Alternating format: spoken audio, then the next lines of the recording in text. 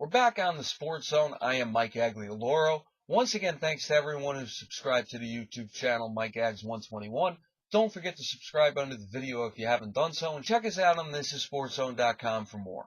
So we're back with Week 8 on Sit 'em Down here. Once again, apologize for coming late this week.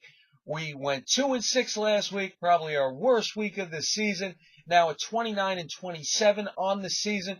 So we're going to look to get it right this week. At quarterback, the guys I would avoid are Nick Foles, priced at $8,200 on FanDuel.com, of the Philadelphia Eagles on the road against the Arizona Cardinals, and Austin Davis, grossly overpriced at $7,500 on FanDuel.com, of the St. Louis Rams on the road against the Kansas City Chiefs. Austin Davis, listen, he's a garbage time superstar right now, and he did look good as the Rams beat the Seahawks last week. But he's not putting up world beater numbers. He'll get you decent points, but at $7,500, he should not be priced that much. There are a lot of players that are overpriced this week on FanDuel.com, like we said on Start 'em Up. Nick Foles at $8,200 on the road. Listen, we know what that offense can do, but on the road against a Cardinals defense that is playing very well, the only real negative game they've had this season came against the Denver Broncos. And the Eagles are not the Broncos. So don't look for Foles this week. At $8,200, you can get a lot better options out there.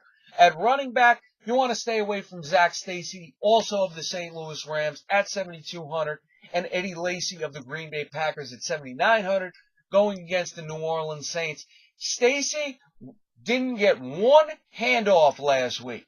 And as much as Jeff Fisher said that it's going to be a week-to-week thing between him, Benny Cunningham, and the rookie Trey Mason. Listen, this is going to be Trey Mason's show before long. And Benny Cunningham is the only one out of the three of them who is a threat to catch a pass out of that backfield. So those two are going to be involved. As for Zach Stacy, he's not that spectacular of a running back. He had a good season last year when he was given the lead back role. But he's just not that spectacular back. He doesn't even average 4 yards a carry. There's only going to be so much he can do. And at $7,200, he's simply not worth it. Don't look for him to get over 30 yards this week.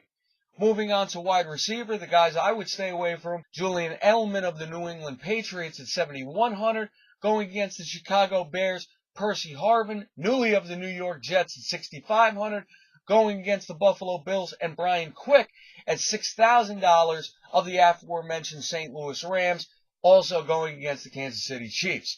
Quick, listen, he had a great start to the season. He has done nothing over the last 2 weeks.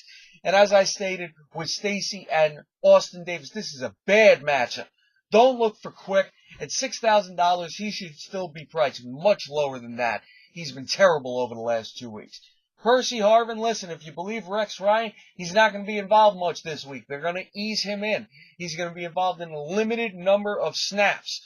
Whether or not that happens depends on the game flow and how he does right out of the gate. With all the buzz around him, you got to figure anything he does, the Bills are going to pounce on him for. It's not that the Bills are a great defense. It's just that you have no idea how the Jets plan to use him in his first week. At $6,500, again, there are better options out there. Wait a week before you put money on him.